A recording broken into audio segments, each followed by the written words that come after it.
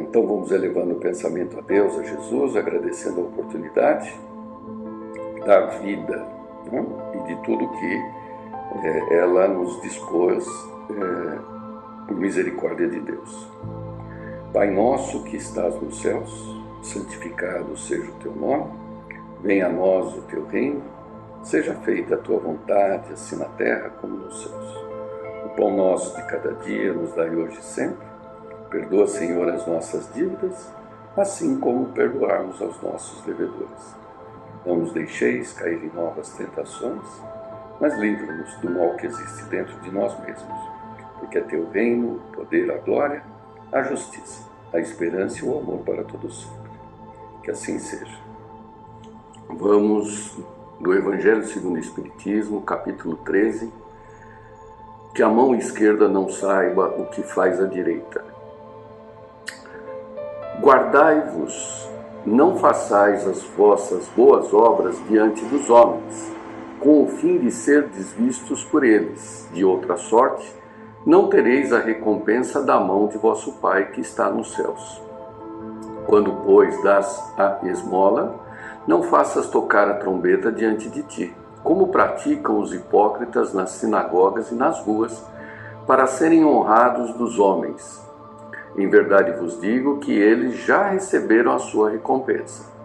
Mas quando dás a esmola, não saiba a tua esquerda o que faz a tua direita, para que tua esmola fique escondida, e teu Pai, que vê o que fazes em segredo, te pagará. Mateus capítulo 6, versículo 1 a 4. Os infortúnios ocultos. Nas grandes calamidades, a caridade se agita e vence generosos impulsos para reparar os desastres. Mas, ao lado desses desastres gerais, há milhares de desastres particulares que passam desapercebidos, de pessoas que jazem no miserável catre sem se queixarem. São esses os infortúnios discretos e ocultos, que a verdadeira generosidade sabe descobrir, sem esperar que venham pedir assistência. Quem é aquela senhora de ar distinto, de trajes simples, mas bem cuidados, seguida de uma jovem que também se veste modestamente, entra em uma casa de aspecto miserável, onde sem dúvida é conhecida, pois à porta é saudada com respeito. Para onde vai? Sobe até a água furtada. Lá vive uma mãe de família rodeada pelos filhos pequenos. À sua chegada, a alegria brilha naqueles rostos emagrecidos. É que ela vem acalmar todas as suas dores. Traz o necessário, acompanhado de suaves e consoladoras palavras, que fazem aceitar a ajuda sem constrangimento, pois esses infortunados não são profissionais de mendicância. O pai se encontra no hospital e, durante esse tempo, a mãe não pode suprir as necessidades. Graças a ela, essas pobres crianças não sofrerão nem frio nem fome. Irão à escola suficientemente agasalhadas e no seio da mãe não faltará o leite para os menorzinhos. Se uma entre elas adoece, não lhe repugnará prestar-lhe os cuidados materiais. Dali seguirá para o hospital, levar ao pai algum consolo e tranquilizá-lo quanto à sorte da família. Na esquina, uma carruagem a espera, verdadeiro depósito de tudo o que faz levar aos protegidos, que visita sucessivamente. Não lhes pergunta pela crença nem pelas opiniões, porque para ela todos os homens são irmãos e filhos de Deus. Fim da visita, ela diz a si mesma: comecei bem o dia. Qual é o seu nome? Onde mora? Ninguém sabe. Para os infelizes tem um nome que não revela a ninguém, mas é o anjo da consolação. E à noite, um concerto de bênçãos se eleva por ela ao Criador. Católicos, judeus, protestantes, todas a bendizem. Por que se veste tão simplesmente? Para não ferir a miséria com o seu luxo. Por que se faz acompanhar da filha adolescente? Para lhe ensinar como se deve praticar a caridade, a beneficência. A filha também quer fazer a caridade, mas a mãe lhe diz: que podes dar, minha filha, se não tens de teu? Se te entrego alguma coisa para dares aos outros, que mérito terás? Serei eu, na verdade, quem farei a caridade, e tu quem terás o mérito. Isso não é justo. Quando formos visitar os doentes, ajudar-me-ás a cuidar deles, pois dar-lhes cuidado é dar alguma coisa. Isso não te parece suficiente? Nada mais simples. Aprende a fazer costuras úteis e assim confeccionará roupinhas para essas crianças, podendo dar-lhes alguma coisa de ti mesma. É assim que essa mãe verdadeiramente cristã vai formando sua filha na prática das virtudes ensinadas pelo Cristo. É espírita? Quem importa? Para o meio em que vive é a mulher do mundo, pois sua posição o exige, mas ignoram o que ela faz, mesmo porque não lhe interessa outra aprovação que a de Deus e da sua própria consciência. Um dia, porém, uma circunstância imprevista leva à sua casa uma de suas protegidas, para lhe oferecer trabalhos manuais. Psiu, disse-lhe ela, não contes a ninguém. Assim falava Jesus. Pois bem, vamos falar um comentário sobre os comentários. Nesse momento, o trecho das instruções dos Espíritos já começa, mencionando, na primeira fase, as grandes calamidades. A caridade se agita. O que significa isso? Que quando passamos por provas coletivas, ou situações de amplitude que além do nosso próprio meio, todas as pessoas de alguma forma se sentem sensibilizadas e induzidas a praticar o bem. Mas aqui ele destaca, os Espíritos destacam justamente aquela rotina que temos que ter com as pessoas que nos são próximas,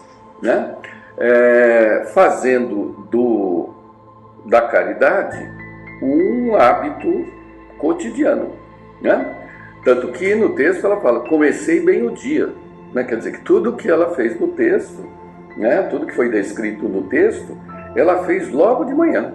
Foi lá ajudar as pessoas que ela conhecia, mantendo-se no anonimato. Outro cuidado muito interessante é que fica muito claro a responsabilidade do exemplo, neste caso para a filha, que é quem poderá ampliar as suas ações.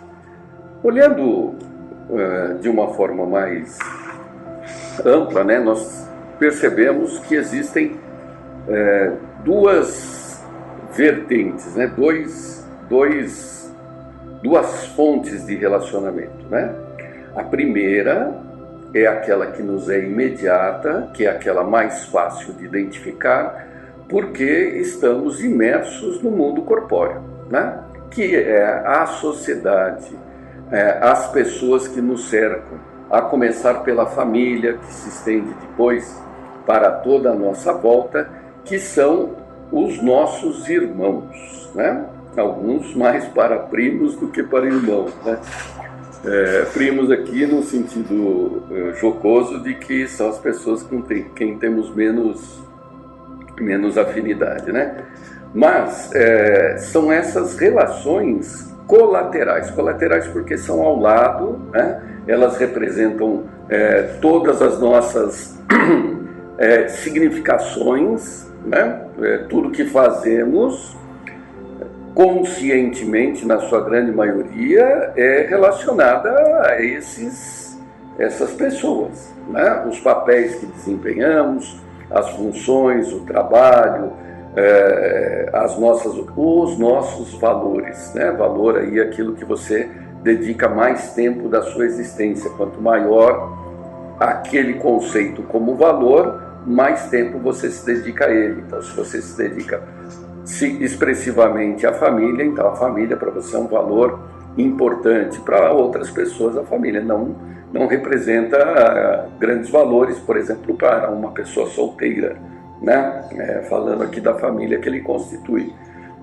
Então, os valores estão diretamente ligados ao tempo que a gente se dedica àquilo que nós adotamos como importante na vida.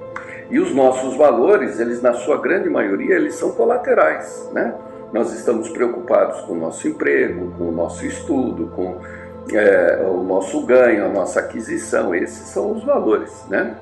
E existem dentre eles também valores, né, de amizade, de responsabilidade, de obrigações, que também são colaterais, né? Também nós temos responsabilidades com os filhos, como cidadão, e todos esses conceitos mais abstratos. Essa é uma fonte, né, de solicitação. A outra é aquela diretamente com o Pai, diretamente com Deus, que acaba se tornando um pouco mais distante. Porque nós não enxergamos Deus, nós não vemos Deus. Eu vejo Deus na natureza, né? Sim, se você contemplar a natureza, né? Mas essa busca pelo Pai, ela tem que ser ativa. Ela é alguma coisa que exige de você uma reflexão, né? Não é uma espontaneidade, né? A espontaneidade é você olhar a planta crescer e tudo mais, mas pensar em Deus é algo que exige a tua atenção, né? Por quê? Porque você tem que pensar em Deus. É óbvio que a própria natureza dessa relação é de sentimento, nós sentimos Deus, mas muitas vezes estamos tão mergulhados nos problemas que nós não sentimos Deus, então temos que entender Deus. Deus tanto entende isso que enviou Jesus, né, representando todos os seus valores, para que nos relacionássemos com Jesus, ouvíssemos, seguíssemos os exemplos, né? Por isso que Jesus fala, eu e o Pai somos um só. Quer dizer, ele está mostrando na prática quem é Deus, né? E Deus, ele é questionado na grande sociedade colateral, né, em função do mal, né? As pessoas que negam a sua relação com o Pai justificam isso desde a antiga Grécia, com Epicuro. Onde é que está Deus que permite as guerras? Onde está Deus que permite que uma criança de 4 meses tenha câncer?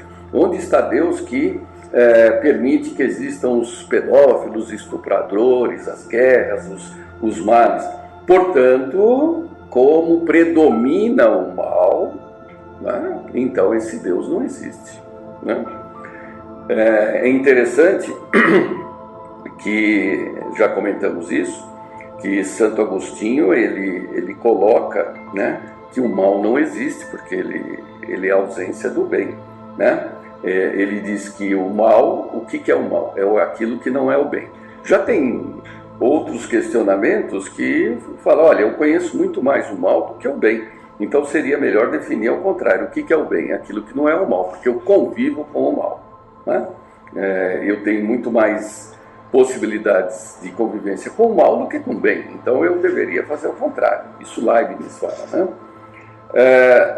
Acontece que nós, como espíritas, temos uma explicação que a humanidade ainda não tem como um todo, né? Que esse mal que existe, ele não foi criado por Deus. Ele não foi criado por Deus, ele foi criado por nós mesmos nas outras oportunidades e que agora estamos colhendo aquele mal que praticamos, né? Então, as guerras, os estupros, as violências, todas essas maldades, elas não têm origem em Deus. Ela tem origem na prática do homem em outras oportunidades. Portanto, né, a reencarnação é quem dá a compreensão de todos esses fenômenos, né? Esse mal. E a partir daí nós raciocinamos, entendemos que Deus é Deus de todos e que Ele rege os nossos pensamentos, Ele rege principalmente os nossos sentimentos. Deus é Deus dos vivos. Deus é Deus dos vivos, não é Deus dos mortos. Quer dizer, Ele tem conhecimento de todas as coisas pelas quais nós passamos. Tudo aquilo que a gente pensa, todas as frustrações, todos os sonhos, desejos, sentimentos, quer sejam de amor, de raiva, de ódio, de confronto, ele sabe exatamente de tudo, né? E nessa relação direta com Deus e não nas colaterais, é que nós podemos nos modificar. Porque as colaterais, elas nos dão aplausos, reconhecimentos da sociedade, reconhecimento dos nossos irmãos. Só que esse reconhecimento, ele é pautado nos valores daquele grupo, né? Cada época tem os seus valores. Então, uma prática minha hoje pode ser reprovável e amanhã ela ser aprovada, né?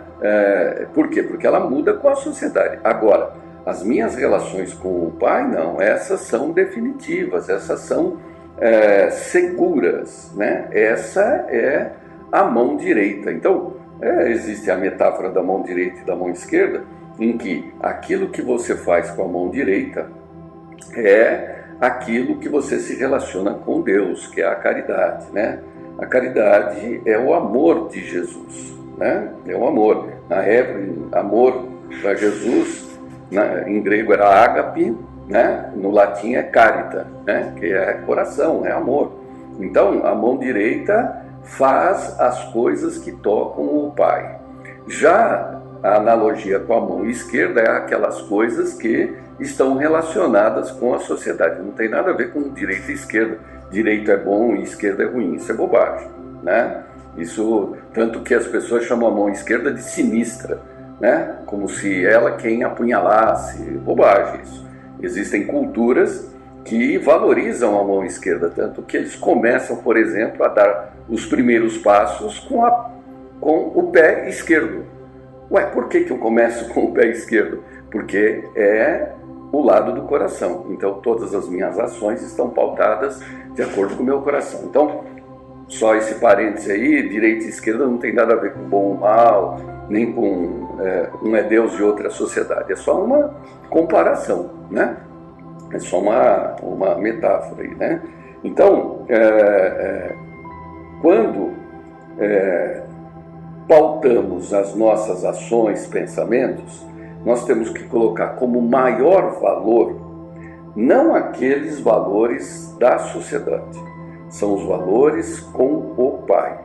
E o Pai conhece os teus pensamentos, portanto, as tuas ações têm que ser pautadas por seus pensamentos. E o que garante que seu pensamento seja bom? A sua boa vontade, a sua intenção. Né? A sociedade julga a ação e as consequências, né? É a mão esquerda.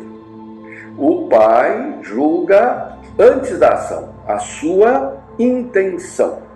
Intenção, né? O que só você e ele sabem. Ninguém consegue definir a intenção do outro. Você pode até achar que sim. Ah, eu sei o que você está pensando, né? Você fez isso porque você pensou assim. Não é absoluto isso. Só Deus e você sabem quais são as suas intenções. E, obviamente, os espíritos, né? Os espíritos que nos acompanham. Como destaque, eu vou até fazer um comentário aqui do livro Obreiros da Vida Eterna, numa passagem bem simples, se vocês tiverem curiosidade de ler depois, mas era uma senhora que estava livre do corpo, né? E ela era viúva, mas contraiu um segundo casamento, né? E ela contraiu esse segundo casamento com o primo do primeiro marido, que acabou gerando um desconforto, né? Um incômodo para o falecido, né? Mas ela teve que casar novamente para provavelmente, não é claro no texto, mas provavelmente manter materialmente a própria família, né? E aí ela foi recebida em sonho por um espírito esclarecido que estava tentando fazer a reconciliação. E olha a fala que o espírito que a recebeu coloca: venha, Marília, venha ao meu coração. Sabemos quanto tem sofrido na silenciosa depuração espiritual. Nunca fomos surdos aos seus rogos e conhecemos de perto a extensão das provas amargurosas que lhe colheram a alma sensível. Então, está aqui uma comprovação de que Deus e os espíritos que nos amam acompanham os nossos pensamentos, acompanham as nossas ilações, acompanham as nossas reflexões, sofrimentos, dores e tudo mais. E não são insensíveis a isso, ao contrário, né? Se não intervém expressivamente é porque temos que passar por aqui.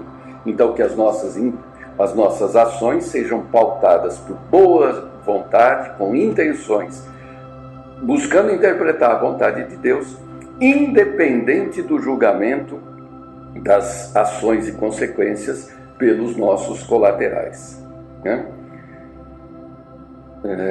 O texto está no site, né? E nós, por esse veículo, temos a oportunidade de, inclusive, ouvir de novo, né? O que é uma bênção. As palavras não se vão assim tão fáceis. Boa semana a todos.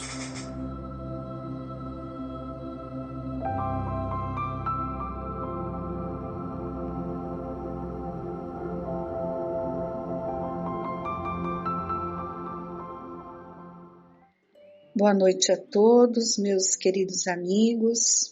Que Jesus, na sua infinita bondade, abençoe a todos.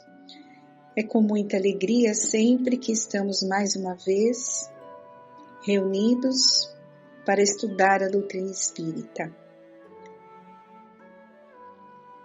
Muito importante falarmos sobre o espiritismo, conversarmos sobre ele, para que melhor lhe aproveitemos os ensinamentos, né? Sem nos perder, como outrora, infelizmente, já o fizemos com o cristianismo.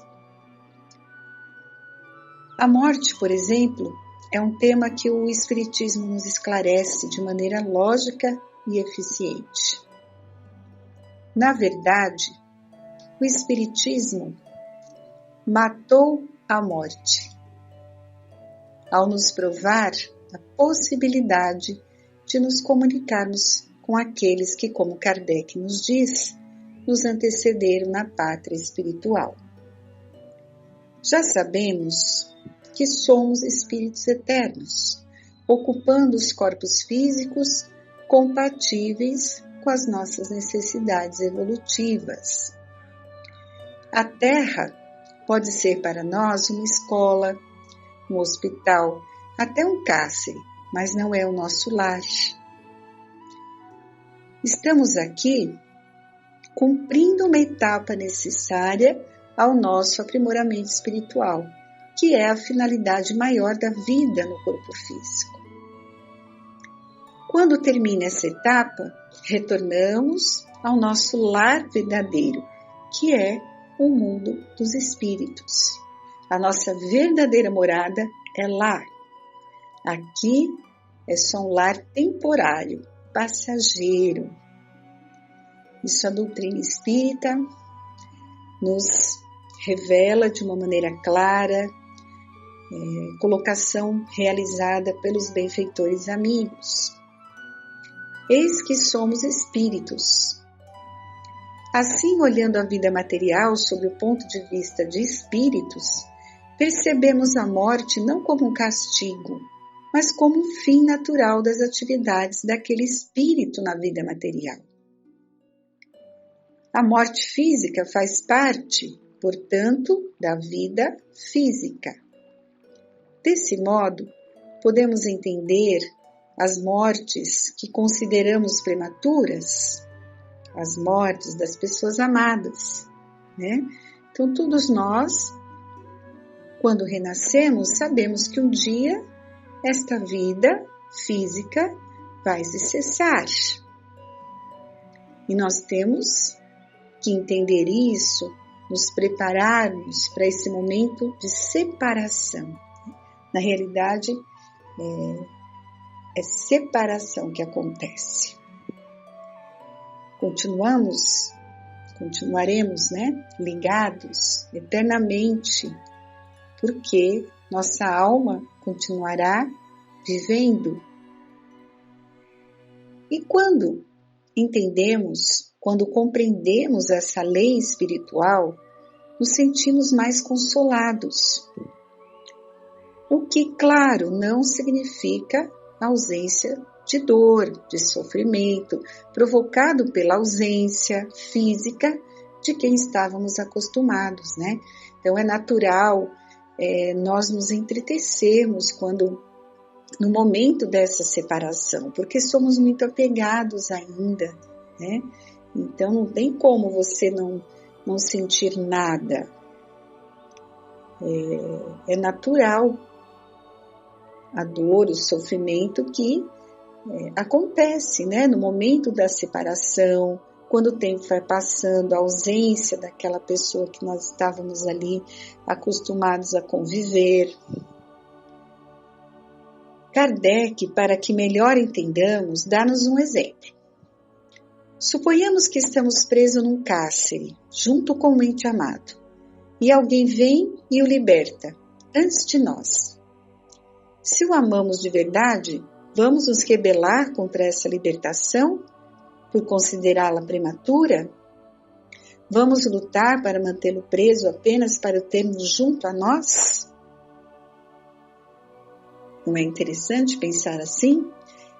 E esse exemplo, ele mostra claramente o que é a encarnação. Estamos todos aqui, cumprindo as nossas etapas, resgatando os nossos débitos, só que quando terminar o nosso tempo, quando já tivermos resolvido tudo, é hora de voltar.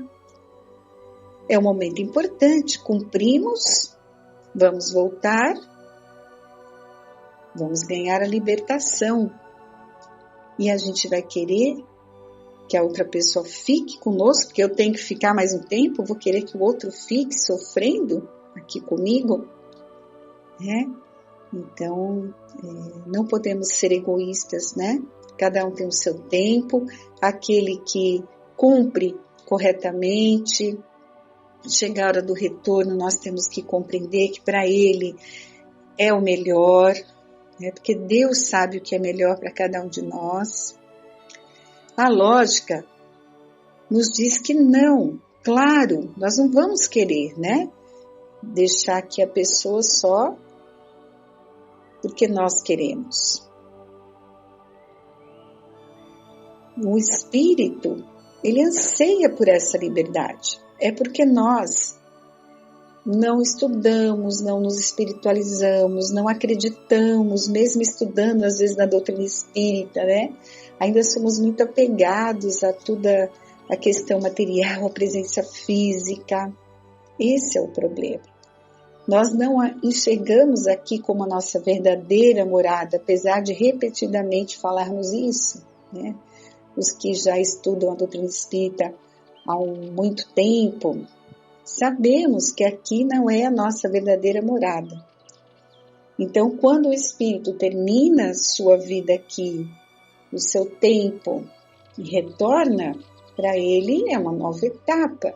Ele se liberta do fardo pesado, que é uma encarnação. E dependendo das situações dolorosas que ele traz, né, de resgate, muito mais ainda. Lembremos sempre que a reencarnação é a bênção do recomeço no corpo físico, para que o espírito tenha contato com as leis divinas que precisa conhecer, mas é apenas um estágio. Então, a vida, cada encarnação que nós temos é um estágio. E como qualquer estágio, vai chegar um momento que vai ter um fim. Com esse entendimento, podemos sentir que a dor maior da perda de um ente querido reside no amor que temos por nós mesmos. Não queremos ficar sem aquela pessoa, porque se nos importarmos com ela, entenderemos a sua morte física, que o Espiritismo chama de desencarne, né? Isso vai depender de como estamos interiorizando os ensinamentos. Se compreendemos que a vida aqui é temporária e que quando o espírito retorna, ele está voltando, cumprindo o objetivo, a missão que ele foi predestinado ali, nossa, nós vamos aceitar esse desencarne, esse retorno de uma maneira mais tranquila, né? Tem uma historinha na literatura espírita que é muito interessante. Havia um viajante que passava muitos meses sem retornar ao lar em função do seu trabalho, numa época em que a comunicação era escassa e difícil. Quando retornava ao lar, sua estada era sempre muito feliz, pois contava com o amor, o carinho da sua esposa, dos seus filhos, que eram a alegria da sua vida, o sentido de todo o seu esforço. Numa dessas longas viagens, numa longa ausência, um terrível acidente provocou o desencarne dos seus 2 filhos. E a esposa ali, além da própria dor, sofria porque não sabia como haveria de dar a triste notícia ao marido. O tempo passou e chegou o tão temido dia. O esposo, cansado, retornou ao lar, encontrou a esposa chorando e naturalmente indagou o motivo, O que aconteceu? Um senhor muito poderoso me deu 2 de suas muitas joias valiosas para que eu as guardasse, e na sua ausência ele veio e me fez devolvê-las. Eu não queria ficar sem elas, por isso choro. E o esposo retrucou: como? Você pode querer ficar com algo que não lhe pertence? A pedido do dono, você cuidou do que não lhe pertencia. Ótimo, mas é de direito que as devolva quando o verdadeiro dono as quiser de volta. Tá vendo? A razão fez ele fazer essa colocação, Tudo bem, a joia era valiosa, mas ela tinha que guardar e depois devolver para o dono. E aí ela colocou para ele: pois é, meu querido, foi isso que aconteceu. Deus, o Pai de todos nós, o verdadeiro Pai dos nossos filhos, veio buscá-los e eu tive que entregar aquelas 2 joias de volta. É bem assim, não é, meus amigos? Deus é o nosso Pai e Ele sabe o que é melhor para cada um de nós. Nada acontece sem a sua vontade. Então, quando acontece um desencarne, com a permissão de Deus, e todos nós estamos juntos por permissão dele, desse Pai amoroso. Os nossos filhos, Deus nos confiou para que pudéssemos cuidar deles, encaminhá-los aos ensinamentos do Evangelho, resgatando os nossos débitos do passado. Mas eles não nos pertencem, são filhos de Deus. E temos que amar, mas sem nos apegarmos, como se fosse uma propriedade nossa. E isso é uma das dificuldades do ser humano, de saber amar sem se apegar. É um aprendizado.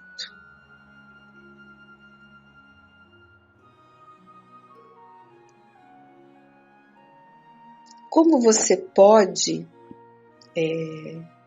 querer ficar com algo que não lhe pertence, Bem, isso ele colocou aqui e é muito interessante. A gente tem que lembrar isso, No Evangelho, segundo o Espiritismo, nós temos o capítulo Servir a Deus e a Mamon. E os textos desse capítulo são muito profundos, porque ele o tempo todo está falando que nada nos pertence. Somos usufrutuários, tudo é um empréstimo. E é verdade, tudo aqui material nós podemos usufruir, mas não nos pertence. Nem o corpo físico, nem as pessoas, nem nada material. Tudo nos serve para que a gente possa ir cumprindo o nosso aprendizado, resgatando os nossos débitos, nos aperfeiçoando, estagiando aqui na Terra, mas quando chega o momento de retornar, eu levo comigo somente a minha essência, a minha alma, meu espírito, tudo aquilo que eu conquistei intelectualmente e moralmente, que são os tesouros imperecíveis, né? Que a gente tenta e fala sempre sobre isso. Então a gente precisa estar tomando muito cuidado como estamos conduzindo a nossa vida. Vamos responder algumas perguntas que vai nos ajudar a refletir mais sobre o tema, né? Por que mesmo conhecendo a vida após a morte, muitos ainda se apegam tanto aos entes amados e não aceitam o desencarne, né? A gente vê aí no nosso dia a dia pessoas que têm o conhecimento espírita, conhecem a reencarnação, mas quando chega o momento da separação, não aceitam. Isso, infelizmente, acontece porque a grande maioria se detém na teoria, modifica o conhecimento, mas não vive o conhecimento, né? A todos nós que somos espíritas, que acreditamos na continuidade da vida, que a morte não existe, cabe o desafio de modificar essa situação, aprendendo a viver como espíritos e, como tal, sentindo a morte no seu verdadeiro aspecto, né? Então, aqui é a situação de interiorizarmos, né? Não basta só conhecer, acreditar, mas interiorizar. Isso vale para não só para essa questão do desencarne, para todos os ensinamentos do Evangelho, né? Seja o seu falar sim, sim, não, não. Não posso pregar, falar que acredito e no momento da prova eu não dar testemunho. Claro, como falou lá em cima, nós vamos nos entristecer, a dor vai vir, mas não podemos nos desesperar e nem condenar a Deus achando que não era o momento, querer que a pessoa ficasse aqui, né? São sentimentos que já não devem fazer mais parte do coração daquele que acredita na continuidade da vida. Então nós temos que estar atentos se estamos realmente interiorizando tudo isso que nós estamos estudando e vivenciando numa casa espírita, com a doutrina espírita. Mais uma pergunta que as pessoas costumam fazer, né? O apego excessivo aos entes queridos pode prejudicar o processo de desligamento do espírito do corpo físico? Quando a pessoa desencarna e os entes queridos ficam ali com aquele pensamento, ou quando ela está ali doente, perto do desencarne, se esse apego, né, esse querer que a pessoa fique aqui se atrapalha, sem dúvida nenhuma, né? Os espíritos até nos exemplificam, na literatura espírita, que muitas vezes há necessidade de se afastar os parentes, né, para que aquele espírito consiga desencarnar. Isso vemos muito nos livros de André Luiz, dá aquela melhora da morte, né, como é chamada, e quando o doente melhora e os entes queridos se afastam, aí o doente desencarna, né? E assim também quando ele retorna à pátria espiritual, ele retornou, ele está tentando se recuperar, está recebendo assistência dos bons espíritos, é levado muitas vezes aos hospitais, às colônias, né? E os parentes ficam aqui com aquele choro excessivo, com aquela angústia, isso vai atrapalhar? Sim, claro que vai, porque a ligação continua, né? Então nós temos que nos esforçarmos para pensar na pessoa com equilíbrio, a saudade.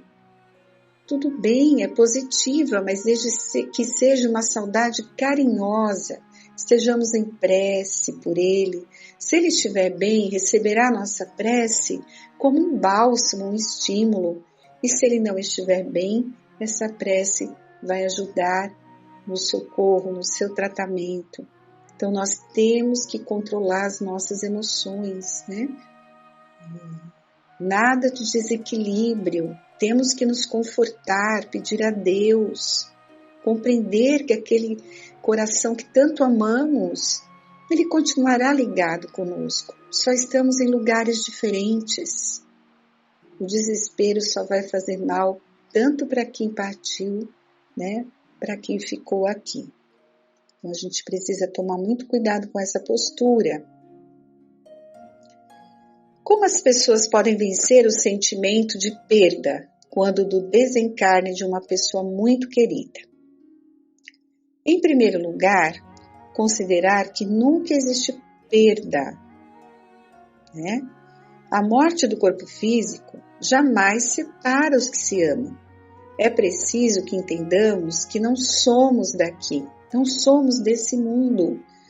Como ele falou ali na frente, a nossa verdadeira morada é no plano espiritual.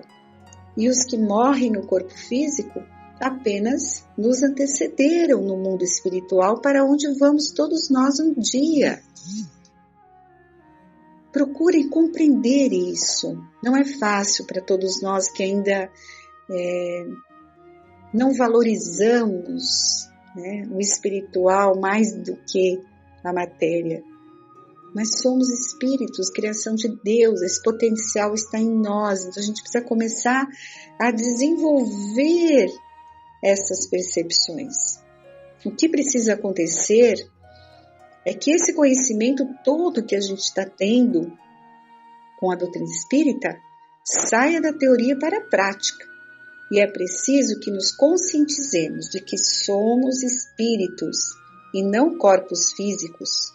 Com essa certeza, iremos gradativamente vencendo a nossa ignorância sobre as leis de Deus, né?